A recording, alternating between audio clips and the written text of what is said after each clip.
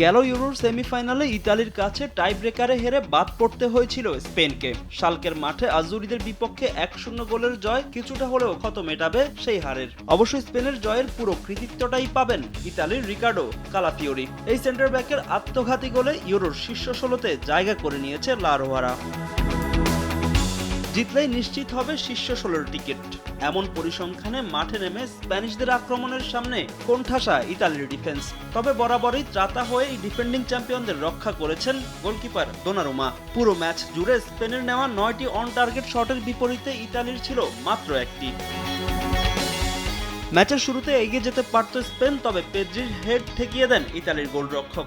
সময় গড়ানোর সঙ্গে নিজেদের ডিফেন্স গুছিয়ে নিলেও বল দখলে পিছিয়ে ছিল ইতালি। অন্যদিকে বেশ কয়েকবার আক্রমণ করেও হতাশ হতে হয়েছে আলভারো মরাতা, লামিন ইয়ামালদের। গোলশূন্য ড্রয়ে বিরতিতে যায় দুদল।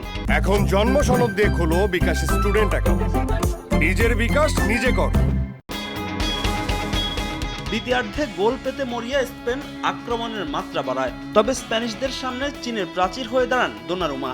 55 মিনিটে নিজেদের জালেই বল জড়ান ইতালির ডিফেন্ডার রিকার্ডো কালাফিওরি। 1-0 গোলে পিছিয়ে পড়ে আজুরিরা।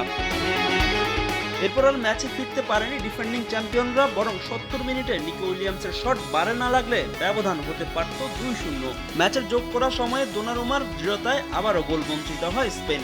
আর কোনো গোল না হওয়ায় 3 পয়েন্ট নিয়ে মাঠ ছাড়ে লুই দে লা ফুয়েন্তের শিষ্যরা। ফাহিম ইসলাম, সময় সংবাদ।